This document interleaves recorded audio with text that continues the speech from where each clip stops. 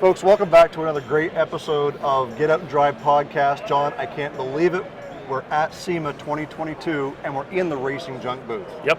Live. In person. So what we're going to be doing today is we're going to be doing an interview with some guy named Glenn. He's got this pretty fancy car. Right. And we wanted to tell us a little bit about it. We wanted to brag about it. I definitely want Glenn C to brag about it. I'm pretty good at bragging. Glenn, go ahead and introduce yourself. I got a very large hat size. Nice. Yeah. Introduce yourself. Tell us where you're from, the garage that built it. Yep. And we'll get into the car. Okay, well, Glenn C. I live in Greenback, Tennessee. Okay. My shop is in Maryville, Tennessee. It's called the Garaj Mahal. Appropriate. Yes, and that's a registered U.S. trademark, so I don't want to be seeing you using that anywhere. All right. Okay. You get $5 when I say the Garaj Mahal. Yes. The Garaj Mahal. Cut it out, John. The Garaj Mahal. Now this is costing me money.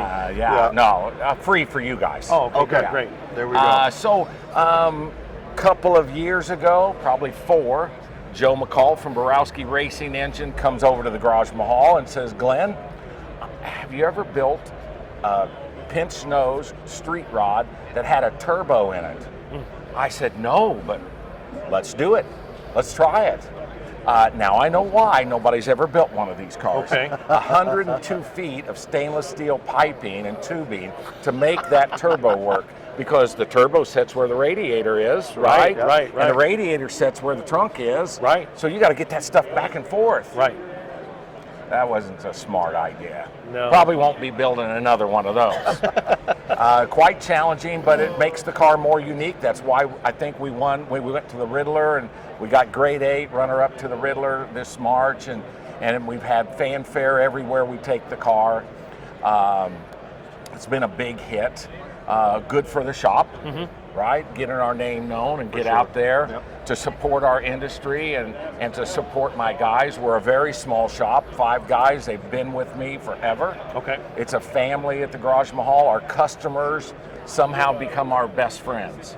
I don't advertise except for on Racing Junk. Okay. And our customers just keep coming back and back and back, and it's been a true blessing from God to be able to do what we love and get paid to do it. For sure. Yeah, so... Before we go any further, we keep talking about the car. Right. Why don't we tell everybody who's listening right now what the car is? Okay. 1936 Pontiac slant-back 2-door sedan. Okay.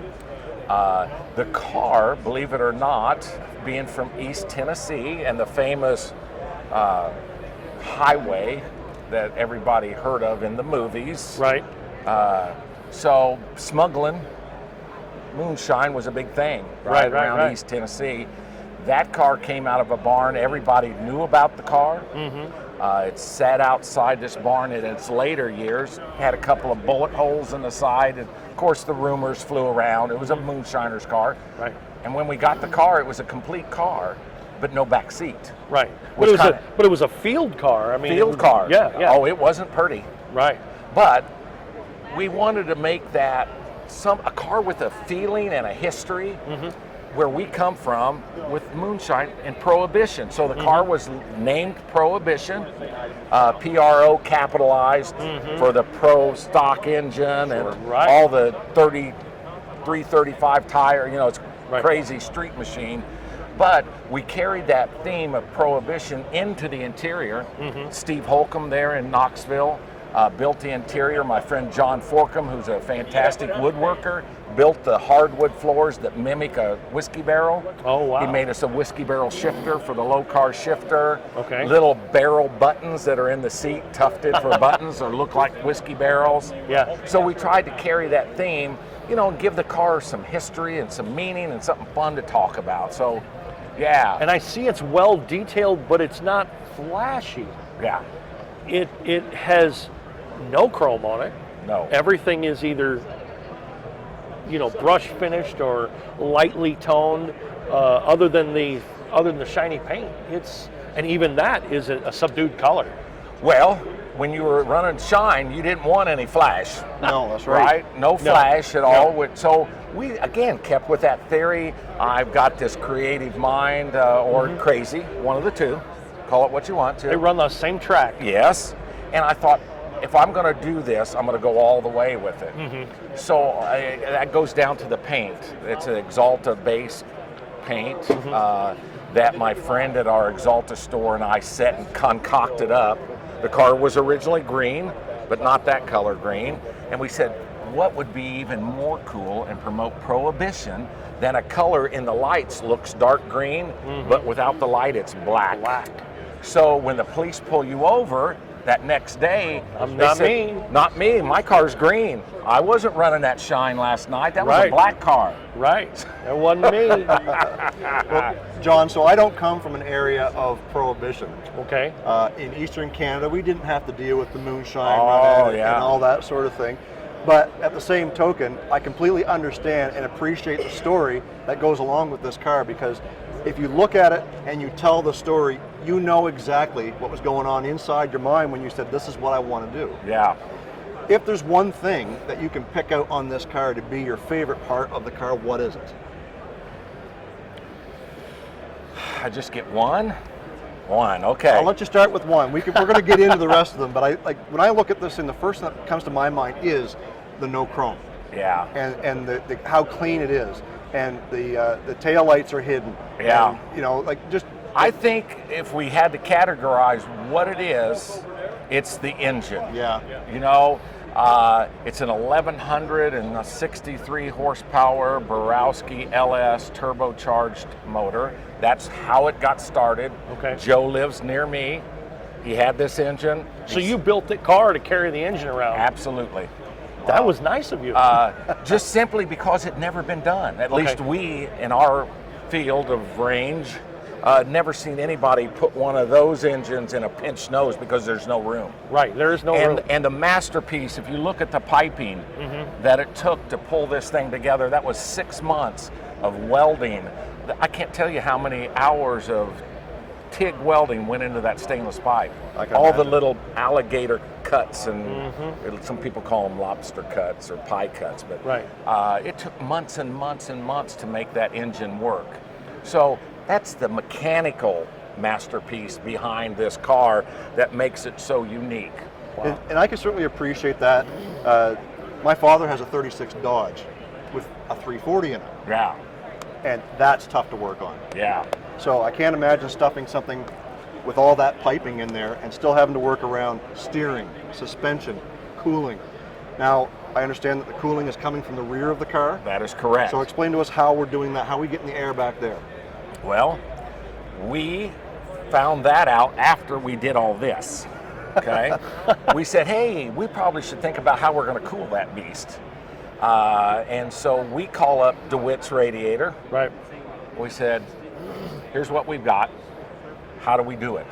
And they all laughed. That's not good. That wasn't a good move. But they put us in touch with a cat who knows this kind of stuff, racing, high performance, remote mounted cooling systems. And they just helped us design this. It had to be at a certain angle. I don't remember what that angle is of that radiator. And then we had to incorporate special fins. It had to be so many cubic inches of fin space to cool that much heat coming off that engine, based on calculated how long the pipes were that would cool it off before it got to the radiator. And then the fan situation. Well, there's no air that's going to normally just come up through the radiator. Right, you have ducted fans. Yeah, so they call Spall, the fan company, and said, man, we've just come out with this new ball bearing fan that pulls 5,000 CFM or some crazy number. Right. He said, I think we can do that with 2 of those. Sure. I said, really? So where do they go? Because the radiators, 7 inches off the ground, because this thing sits so low. Right. They incorporated all this stuff into this shroud system that pulls the air through that radiator that's laying on its face underneath the fuel tank and the intercooler tank. All the juice is in the back of that trunk. Nice. There's certain things you just don't think about these things, John, when you're going and you're trying to put everything to one small compartment. Right. And then all of a sudden you're like, I've got to cool this thing. Right, 10 pounds of hot rod in a 5-pound sack. Exactly. Yeah. You got to figure out and give concessions here and there. Talk us through suspension. Is it on air ride? It is. It's on Ride Technologies, Ride Tech, Yeah. Air Technology. That was a challenge, simply because of the tightness of the front end, trying to get a bag to work in the front of that. Is it a Mustang 2 style front? It is. Solid axle in the rear Yes. or independent? Yep, Mosier rear end in the Okay. back, all fabricated. It's a Okay. Scott's chassis. We actually took the car when it was whole over to, because Scott's is in Knoxville now. Right. We took the car and the frame as one complete unit over to them and said, here's what we're going to build me a frame. Okay. And so a few months later, they call up and say, come get it. Wow. And so the work began. Well, John, I don't think this is the type of car that you're just going to go to racingjunk.com and maybe flip through the buy and sell and see if it's something that you can pick up for a couple grand. But I heard it was for sale. A little bird told me it's going to be for sale. Starting Friday, Yeah. when this thing rolls out of here, it's going up for sale. Very nice. We have a new Riddler build we've got in the works. Okay. And since my money and my wife's money went into building that car, we need that money back. Right, So sure. we can roll it over. We're just a small shop. Do the next one. Do the next one. Somebody's going to have an opportunity to own $1 million car for less than $1 million. So Nice. yeah, it'll be a hot one. That is crazy. In a nutshell, we love to know what drives you. How did you get to where you're at? When did you start learning and loving cars? Well, I have told this story at the Riddler interview up in Detroit in March, and I really had to think back, and it just started flowing. When I was a little kid, before seat belts, right, I'd stand in the front seat of my dad's big old Buick Electra 225, a Roadmaster, and I would stand in the seat and I'd pick out cars. Look, 64 Chevy, 56 Chevy, 54 Ford. I mean, I just knew cars from a little age. I was just amazed by automobiles. And it never went away. I could never get away from it. Even though I went into the Navy, became an electronics technician, had a career at IBM with computers, I was always building cars on the side. Just, that's what I did. And one day my wife walks up to me. I've got my blue suit, my red tie, going into IBM, and she hands me an envelope. And I said, what's this? She goes, today's the day. I said, what day? She goes, you're gonna retire today. I said, honey, I'm only 40. Right. And I have a pretty good income. She goes, nope, I'm sick and tired of watching you put that suit on. You hate that job. Every day you come home and you work in the garage and you build cars for everybody else except for yourself.